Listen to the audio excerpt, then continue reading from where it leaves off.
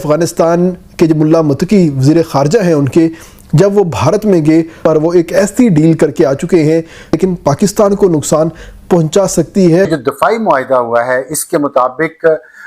जो अफगानिस्तान के काबुल एयरपोर्ट,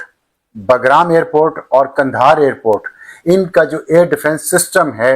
उसको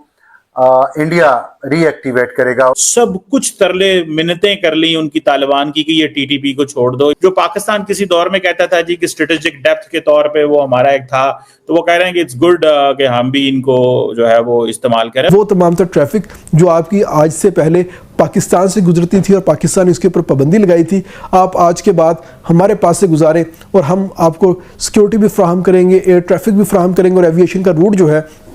वो भी फ्राहम करेंगे और आपके जहाज यहाँ से आसानी से जाएंगे। और अफगान तालिबान ने भी यूं लग रहा है कि एक तवील तरीन जंग का फैसला किया है। अफगान तालिबान अपने लेटेस्ट और जो उनके पास बेहतरीन असला था वो सब कुछ इस वक्त पाकिस्तान के बॉर्डर पर ले आए हैं। बदरी 313 उनके जो कमांडोज हैं वो इस वक्त एक्टिव हो चुके हैं। वो अनासिर जो पाकिस्तान और अफगानिस्तान के ताल्लुकात से, अच्छे ताल्लुकात से कभी खुश नहीं हुए, उनके लिए मौका है कि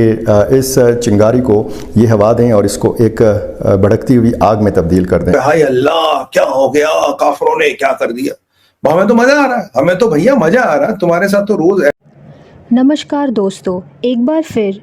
अफ़गानिस्तान और पाकिस्तान के बीच में लड़ाई शुरू हो गई है, जहां पर पाकिस्तान अफ़गानिस्तान की मजबूरी का फ़ायदा उठाते हुए अपने जेट्स और ड्रोन अफ़गानिस्तान में भेज रहे हैं। तो दोस्तों, इस पर अब अफ़गानिस्तान और भारत एक साथ आ चुका है, जहां पर भारत और अफ़गानिस्तान को हर तरह का सपोर्ट दिया जा रहा है। और इसके लिए अब अफ़गानिस्तान के फ़ॉरेन मिनिस्टर भारत से एक डील साइन कर चुके हैं, जिसमें अफ़गानिस्तान ने अपने एयर स्पेस भारत को सौंप दिया है, जिससे भारत पाकिस्तान को सरपास करके अपना कमर्शियल प्लेन भी लेके जा सकता है और फिर अफ़गानिस्तान से बाकी देशों को जा सकता है। आप सबको याद होगा, ऑपरेशन सिंदूर के टाइम पे पाकिस्तान ने अपना एयर स्पेस बंद करा दिया था भारत के लिए, और अब उसका तोड़ भारत को मिल गया है। और इसके साथ साथ भारत अब अफ़गानिस्तान के एयरपोर्ट्स जैसे कि बागराम एयरपोर्ट, कांधर एयरपोर्ट अपने कंट्रोल में लेने जा रहा है और वहां भारत अपना एयर डिफेंस सिस्टम भी इंस्टॉल करेगा। मीर मुत्तकी जो इस वक्त अफगानिस्तान के वज़ीर ख़ारजा हैं और दिल्ली के दौरे पर हैं, उसके दौरान कुछ इसकी नोक पलक दुरुस्त की गई है, हम उसकी तफसीलात बताएंगे और इसका असरात पाकिस्तान और अफगानिस्तान के दरमियान जो जारी जंग है और कल रात उस जंग में क्या नया मोड़ आया है, इस पर हम आपको बताएंगे और इस दफ़ाई मुआहिदे की वजह से अब क्या कुछ हो सकता है। और दूसरा हमारा आज का टॉपिक है ज़ाहिर मुनीतके में TLP के रैली पे जो ऑपरेशन हुआ है, उसके बाद से जो मुख्तलिफ अफवाहें आ रही हैं साद रिजवी के बारे में और उनके भाई अनस रिजवी के बारे में, उसके बारे में जो ताज़ा तरीन इतलात हैं, क्या वो गिरफ़्तार हुए हैं या नहीं हुए, अगर गिरफ़्तार हुए हैं तो कहाँ से हुए हैं, हम इस व्लॉग में उसके बारे में बात करेंगे। और जो उनके घर से कैश और सोना बरामद हुआ है उसकी अहमियत है या नहीं है, और असल अहमियत अगर है तो किस चीज़ की है, ये भी हम आज के इस व्लॉग में डिस्कस करेंगे। तो शुरू करते हैं पहले जो बहुत अहम खबर आई है दिल्ली से, और उसमें यह है कि अफ़गानिस्तान के वज़ीर ख़ारजा मुल्ला मुत्तकी इस वक्त दिल्ली और इंडिया के बहुत सारे और शहरों में भी वो गए हैं, देवबंद गए हैं, अमृतसर भी गए हैं, और वहाँ उनका जो दौरा जारी है, 6 रोज़ा ये दौरा है। इस दौरान पाकिस्तान अफ़गानिस्तान की जंग भी शुरू हुई है, और अब वहाँ से जो खबर आई है वो ये है कि उसकी काफ़ी असरात होंगे इस खित्ते पे, सब कॉन्टिनेंट पे ख़ास तौर पे, और उस पर पाकिस्तान और इंडिया के दरमियान जो एक हालत जंग है पिछले कई महीनों से, और ज़ाहिर इंडिया पाकिस्तान का दुश्मन है डिक्लेयर्ड, और उसमें पाकिस्तान के जो अज़ली दुश्मन इंडिया के साथ अफ़गानिस्तान का जो दफ़ाई मुआहिदा है, इसके असरात पाकिस्तान पर क्या पड़ेंगे, और इसके बारे में पाकिस्तान की तैयारी क्या थी, पाकिस्तान की तैयारी है या नहीं है, या पाकिस्तान को सरप्राइज़ मिला है, इस पर मैं आपको थोड़ा बताता चलूँ कि ये जो दफ़ाई मुआहिदा हुआ है इसके मुताबिक जो अफ़गानिस्तान के काबुल एयरपोर्ट, बगराम एयरपोर्ट और कंधार एयरपोर्ट, इनका जो एयर डिफेंस सिस्टम है उसको इंडिया रीएक्टिवेट करेगा। वो काबुल और बगराम में तो एयर डिफेंस सिस्टम लगा हुआ है, कंधार में नहीं लगा हुआ, लेकिन दोनों जगहों पे, बगराम में और काबुल पे वो काम नहीं कर रहा। अमरीकियों ने लगाया था, लेकिन वो जब गए हैं तो अफगानिस्तान के पास इतनी टेक्निकल नो हाउ नहीं है, इतनी स्किलफुल उनके पास मैन पावर नहीं है कि वो उस एयर डिफेंस सिस्टम को चला सकें। तो इस वक्त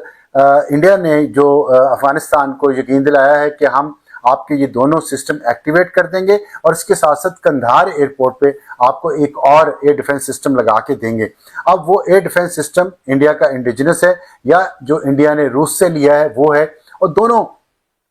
अगर एयर डिफेंस सिस्टम का हम जायजा लें तो इंडिया का एयर डिफेंस सिस्टम इतना कामयाब नहीं है, और रूस से उसने जो S-400 लिया था वो रूस की मर्जी के बगैर लगाया नहीं जा सकता अफगानिस्तान में।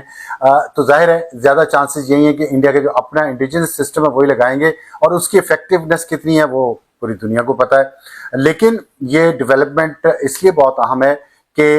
इससे खित्ते में एक सिक्योरिटी पैराडाइम जो है वो शिफ्ट होने की तवक्को कर रहे हैं लोग। पाकिस्तान ने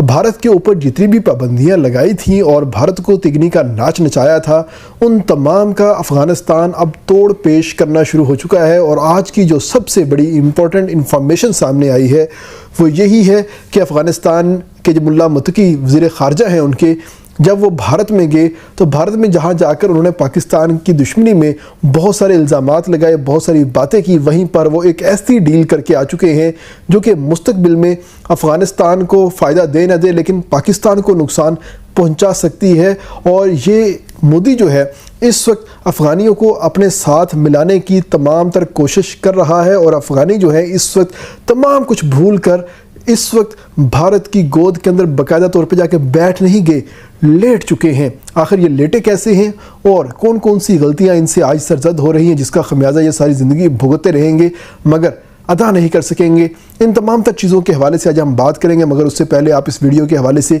कमेंट कीजिएगा, इस चैनल को सब्सक्राइब कीजिएगा और इस वीडियो को साथ ही साथ लाइक भी कीजिएगा ताकि हमें पता चल सके कि आपको हमारा ये जो कंटेंट है ये कैसा लगा है। ख़ास तौर पे हम थोड़ी सी पीछे माजी में जाते हैं कि जब पाक भारत झड़प हुई थी